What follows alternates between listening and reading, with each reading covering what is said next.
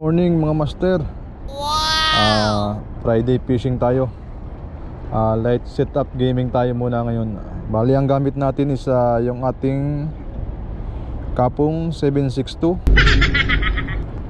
Pinaresa natin siya ng 2000 series na Bullsin Iguana. Sana all. Tapos yung line natin is Stern Hunter na 0.8. Tapos yung ating jig. Yung ating jig is 15 grams. Ayan mga master. Try natin kung makakadaya tayo. Okay, hagis tayo mga master. First cast. A few moments later.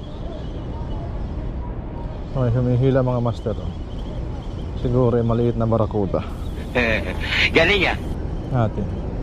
Pag hindi barakuda, bisugo ito mga master. Ayan.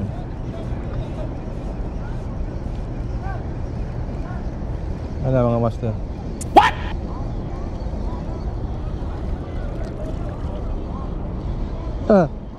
Nalita talakitok mga master. Oh no.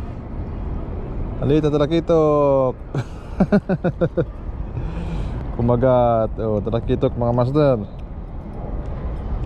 Release natin at maliit pa. Wow! Wow!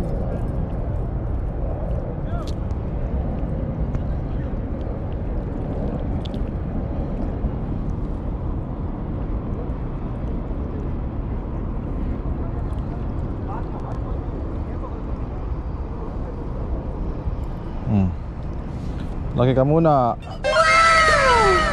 Ayan mga master. Talakitok. Talakitok na maliit. Amin akong sit up. Wala. Okay mga master. First catch, release. 2 hours later. Mga master, mga pisot. Last cast na tayo mga master. Medyo late na. Kailangan natin umuwi. Sana all. Last call. Nakapagpakagat naman tayo. Dalawa. Kaso yung isa medyo undersize pa. Nirelease natin siya. Hindi naman pangalawa. Hindi natin na-land kasi sinabit. Kampi doon kasi may sabitan doon.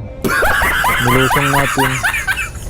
Kaso di ba rin natin nakuha. Medyo malakas pa yung isda. Hindi siya gaano napuruhan ng hook.